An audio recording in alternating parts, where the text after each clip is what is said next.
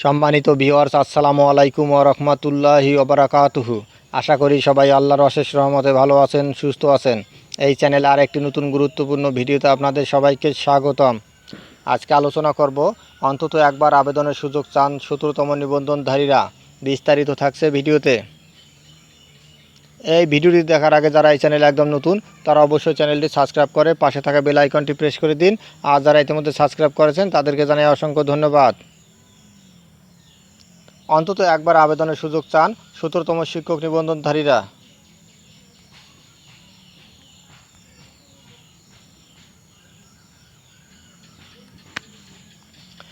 NTRC এর ১৭তম শিক্ষক নিবন্ধন কর্মসূচিতে অনুত্তীর্ণ ৭৩৯ জন অন্তত আরেকবার আবেদনের দাবিতে মানববন্ধন ও অবস্থান কর্মসূচি পালন করেছেন। ঈদুল আজহার দিন সোমবার ১৭ জুন জাতীয় প্রেস ক্লাবের সামনে দ্রুত বিশেষ বিজ্ঞপ্তি জারি করে অন্তত একবার আবেদনের সুযোগ দেওয়ার দাবিতে ১৭তম শিক্ষক নিবন্ধন ফোরামের উদ্যোগে এ কর্মসূচি পালন করা হয়। ১৭তম শিক্ষক নিবন্ধন ফোরামের আন্দোলন বাস্তবায়ন কমিটির আহ্বায়ক হামিদুর রহমান রন বলেন, ২০২০ সালের জানুয়ারি মাসে ১৭তম নিবন্ধনের বিজ্ঞপ্তি প্রকাশ করা হয়। প্রিলিমিনারি, রিটেন ও ভাইবার পর চূড়ান্ত ফল প্রকাশিত হয় গত বছরের ২৮শে ডিসেম্বরে। এক বছরে একটি নিবন্ধনের কার্যক্রম শেষ করতে লাগে প্রায় ৪ বছর। এতে আমাদের ৭৩৯ জনের বয়স পার হয়ে গেছে।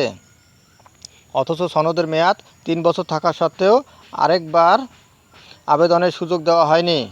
কিন্তু বিগত গণবিজ্ঞপ্তিতে সবগুলোতে ছাড় দেওয়া হয়েছে। এছাড়া করোনার জন্য সারা পৃথিবী ছাড় পেলেও শুধু ১৭তমদের জন্য কোনো ছাড় দেওয়া হয়নি। দ্রুত বিশেষ বিজ্ঞপ্তি জারি করে অন্তত একবার আবেদনের সুযোগ দাবি করছি। আমরা প্রধানমন্ত্রীর হস্তক্ষেপ কামনা করছি। কর্মসূচিতে অংশগ্রহণকারীরা বলেন, আমরা ১৭তম নিবন্ধনে অংশগ্রহণকারীরা কখন এই হয়রানি থেকে মুক্তি পাব? মানুষ গ্রামের বাড়িতে থাকা প্রিয়জনদের সঙ্গে মুসলমানদের বড় ধর্মীয় উৎসব ঈদুল আজহার আনন্দ উদযাপন করছে। আর আমরা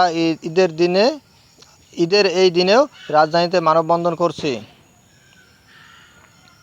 ১৭তম শিক্ষক নিবন্ধনধারীদের সমন্বয়কারীরা জানান, তাদের যৌক্তিক দাবি মানা না হলে ঈদুল আজহার ছুটির পর এনটিআরসি এর কার্যালয়ের সামনে এবং ঢাকার গুরুত্বপূর্ণ সড়কের আন্দোলন কর্মসূচি পালন করবেন তারা। এর আগে ১৭তম নিবন্ধনধারী আবেদনের দাবিতে এনটিআরসি এর কার্যালয়ের সামনে ও জাতীয় প্রেস ক্লাবের সামনে একাধিকবার আন্দোলন করেছেন তারা।